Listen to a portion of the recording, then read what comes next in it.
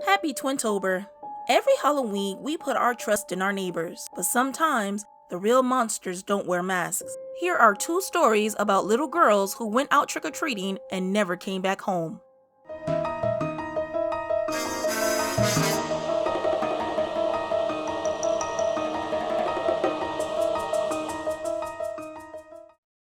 Three cousins went out to trick-or-treat in 1984, and their night of fun turned into a night of horror when they found themselves alone with a serial killer. For 12-year-old Sherry Gordon, 9-year-old Teresa Hall, and 7-year-old Patricia Hall, Halloween night in Decatur, Illinois was like any other Halloween in 1984. That year was the first year that Sherry was allowed to trick-or-treat without adult supervision. And she was even allowed to take her younger cousins, the Hall sisters, with her. Patricia and Teresa's mother, Ernestine Gordon, wasn't afraid to let the girls go out because the girls, quote, know the people around here. Also, there were so many other kids trick-or-treating in the neighborhood that the girls would be safe going alone. According to the girls' teachers, they were taught Halloween safety measures such as stranger danger. Without any hesitation, the girls promised to return home around 9 p.m. All of this should have led to a typical Halloween night. Sherry Gordon and the Hall sisters were known to be sweet kids that worked hard in class and were well liked at school. At first, only Sherry and Teresa had gone out to trick-or-treat, but they soon returned and were allowed to take Patricia with them. For most of the night, the girls had a fun time and witnesses saw the girls running door to door for candy. Unfortunately, that fun wasn't to last. At 9 p.m., the girls didn't come home and their family went searching for them. However, after searching for the girls for nearly 3 hours, they called the police hoping that the girls were just lost while trick-or-treating. There was an immediate search for the girls. The police and volunteers searched the city, including going door to door, searching abandoned houses, and trained boxcars. They even used a canine unit, hoping that they could pick up a trail. On November 2nd, maintenance workers for the Longview Place public housing that was being renovated. While inspecting furnaces in the unit, they discovered a terrible sight: the bodies of Sherry and Teresa. They had been sexually assaulted and strangled. Miraculously, Patricia was found alive and unharmed, locked in a closet. The girls were found only a block and a half from their home. According to Police Chief Patrick Vaughn, the apartment building was searched the day before by the apartment building security guards as well as the police. However, they searched only to determine if any of the doors were unlocked. It took some time for Patricia to actually speak with the police. Not only was she traumatized, but because she was mentally handicapped with the mental capacity of a 2-year-old. The police believed that Patricia held the key to identifying the killer, but she didn't provide much information. But she gave a more detailed account to her mother. According to Ernestine, Patricia told her that 2 men approached them promising candy and money if the girls got into the car, and so the girls did. The girls were driven to the Longview housing projects, then were led into an empty unit. Patricia was immediately locked into the closet. Panicking, Patricia began screaming, and when one of the men let her out, she saw that the other man was strangling Teresa with an electrical cord while Sherry had her blouse wrapped around her neck. Although the police doubted that there was a second killer. The exact time isn't clear, but witnesses say that they saw the girls stop to speak with a man that appeared to have known them. After a quick conversation, the trio willingly followed the man and got into a white car. Local investigators compiled 2,000 pages of reports and completed 2,700 interviews. Authorities were afraid that the killer would try to attack the surviving child, and so Patricia was placed into foster care for almost a year, and her family moved out of the neighborhood. It wasn't until 2009 that the mystery of the horrendous Halloween murders was solved. Decatur police never gave up hope that they would solve the case, and so, in 2002, they requested the Illinois State Lab to examine evidence to complete a DNA analysis with a new DNA profile.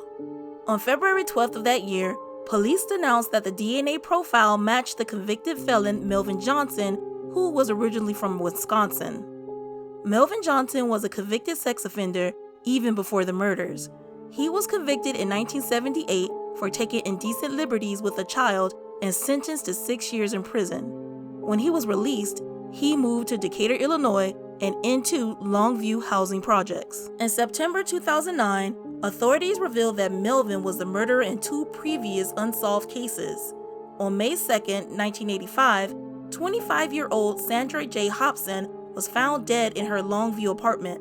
She had been stabbed multiple times, sexually assaulted, and strangled, all while her helpless 5-year-old son watched. The little boy was found running and crying through the complex by his neighbors. When asked what was wrong, he said that he was running to his grandmother's house because his mother was dead.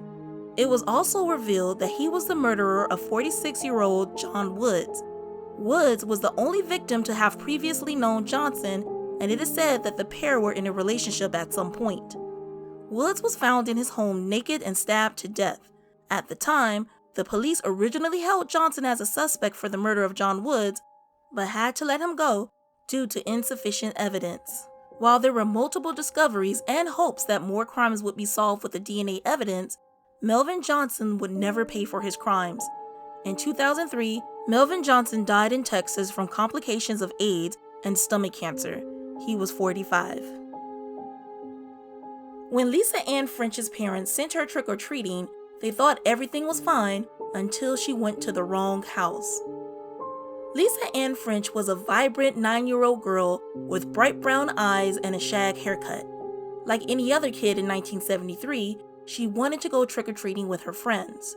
Before Amber Alerts and the perpetual fear of stranger danger, parents allowed their kids to trick-or-treat at night and often alone. At 6 that night, Lisa's mom dressed her up as a cute little hobo, kissed her goodbye, and sent her along her way. Originally, Lisa's plan was to go to her best friend Ann Parker to a block party. It was a safer alternative to trick-or-treating that the parents of Fond du Lac, Wisconsin were offering. Unfortunately, Ann was grounded that day, and so Lisa decided to go trick-or-treating instead. She only made it 3 houses down when 25-year-old Gerald Miles Turner Jr. opened his door. She said trick-or-treat, and Turner told her that he had candy inside and to come in. Lisa was only half a block away from her house. Turner was not a stranger to Lisa because he once rented out the other side of her family's duplex. When Lisa didn't come home by 7:30 p.m., her mother became worried and went looking for Lisa. By 10 p.m., the entire neighborhood heard that the little girl was missing, and volunteers and police formed a massive neighborhood search party. National Guard helicopters, private planes, and even volunteers on horseback searched fields and marshland for Lisa to no avail. After an exhaustive 3-day search, a farmer named Gerald Braun discovered 2 garbage bags in his field. One of those bags contained the remains of Lisa Ann French. The entire community of Fond du Lac mourned Lisa's death. Lisa's mother personally dressed her daughter's body and styled her hair. It wasn't until August 8, 1974, that Turner was arrested and confessed to the crime. During the trial, the horrible details came to light. Gerald Miles Turner had sexually assaulted Lisa so viciously that she died from shock. However, during the trial, Turner recanted his statement and said that the only reason that he signed his confession was because "I got sick and tired of being harassed by police calling on me." Despite him denying his role in her death, the chief psychologist at the Tachida Correctional Institution said he has a cold disregard for people, mainly females. He does not have conscious control to inhibit his impulses for pleasure and to conform to society laws. In the trial, Turner's girlfriend, Arlene Penn, testified that she and her daughter returned home from the block party around 7:15 that night and found Turner sitting on the couch claiming that he was sick. Before she left to go to her mother's house, she said that Turner went into the bedroom several times to lay down. In the original confession, Turner said that he was sexually motivated. He said by the time he noticed that Lisa had stopped breathing and attempted CPR, his girlfriend came home. On February 3, 1975, Turner was convicted of second-degree murder, enticing a child for immoral purposes, and acts of sexual perversion. He was sentenced to 38 years in prison. But Turner didn't serve his entire sentence and was released twice from prison. Once in 1994 due to a date technicality, and again in 1998 due to good behavior.